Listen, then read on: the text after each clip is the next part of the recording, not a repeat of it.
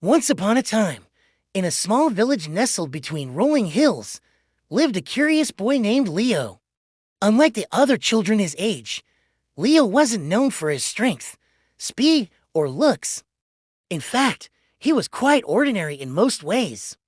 But what set Leo apart from everyone else in the village was his endless supply of questions. Why did the river flow that way? Why did the leaves change color in the fall? Why couldn't they use a ladder to collect fruit from the tall mango tree? To Leo, the world was a giant question mark waiting to be unraveled. His insatiable curiosity often got him into trouble.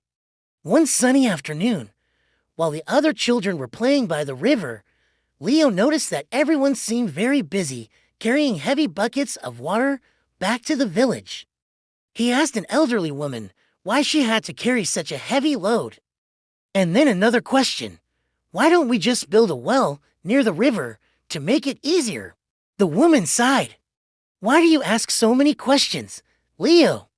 Just because you are different doesn't mean you're right. Now go play with your friends instead of bothering me. Leo felt a lump in his throat, but he didn't understand why his questions bothered the grown-ups. So he went to his grandpa, a wise man with twinkling eyes and a long white beard. Grandpa, he began, why do people have to carry heavy buckets from the river? Why don't we build a well? His grandpa smiled. Because they've always done it that way, Leo.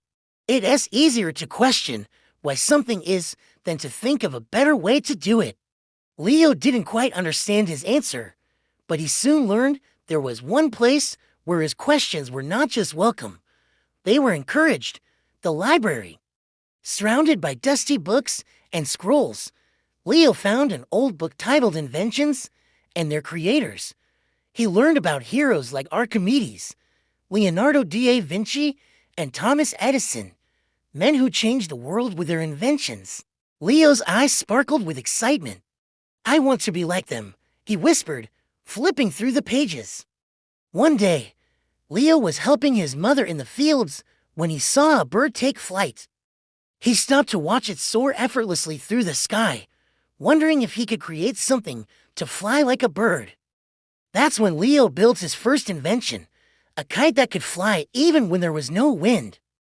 He made it from colorful cloth, bamboo sticks, and a long tail made of paper. At first, the kite flopped around like a wounded bird, but Leo didn't give up.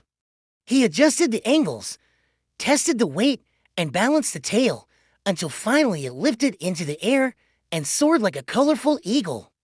Over the next few years, Leo continued to invent.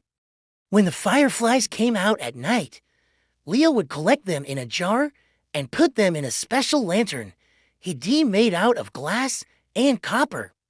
The lantern glowed softly, lighting up his room without casting any shadows. But Leo never forgot his dream to do something really big, something that would change the lives of the people in his village. Then one day, disaster struck. A big storm hit the village, causing the river to overflow.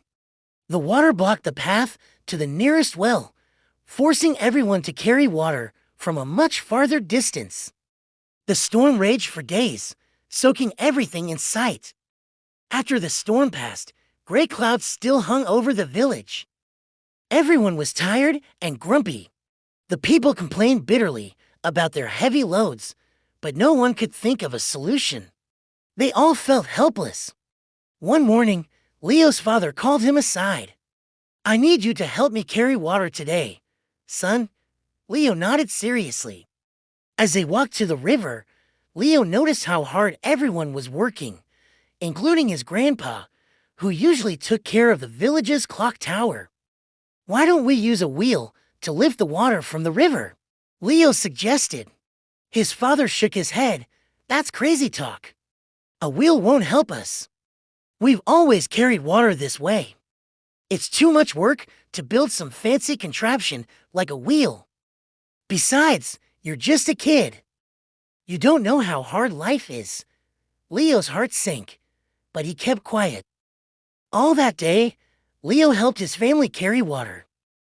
He was tired and thirsty himself, but he couldn't stop thinking about the water wheel.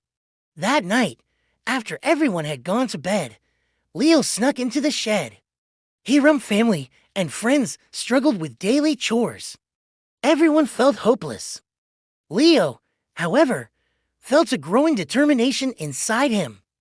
He looked around the shed, gathering old gears, broken tools, and discarded metal scraps. "Maybe I can build a wheel," he whispered. He spent hours each day tinkering in the shed, testing and adjusting. He calculated how much weight the wheel would need to lift and how fast it would have to spin.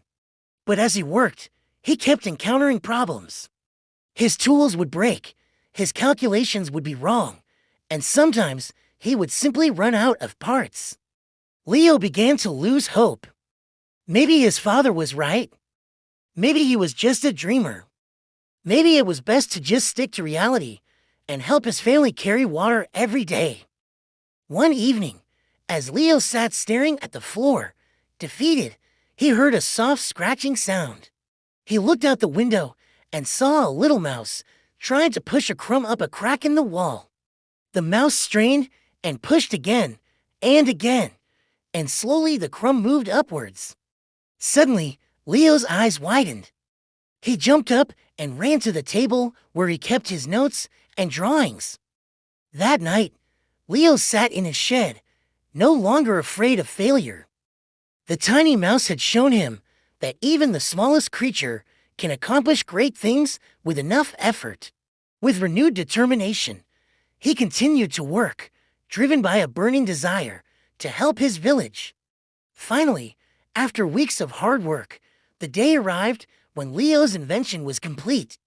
He had built a large wheel made of sturdy wood and strong ropes. It stood tall and proud in the middle of his family's field, a symbol of his hard work and determination. But the wheel needed a source of power, and Leo had just the thing. He attached a series of buckets to the wheel and connected them to a long pole that extended into the river. Then he placed a lever near the well, allowing anyone to control the wheel with ease. On the first try, the wheel worked perfectly. Water gushed into the buckets and flowed smoothly into the channel leading to the village. As the sun rose the next day, word spread throughout the village about Leo's invention. Villagers gathered around the wheel, eager to see it for themselves.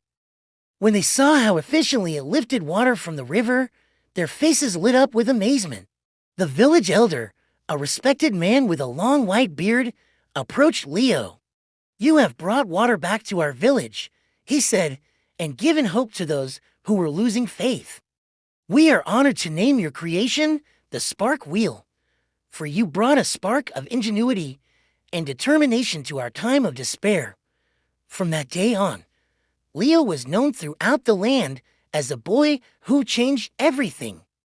He taught other children to look beyond what seemed possible and to never give up on their dreams.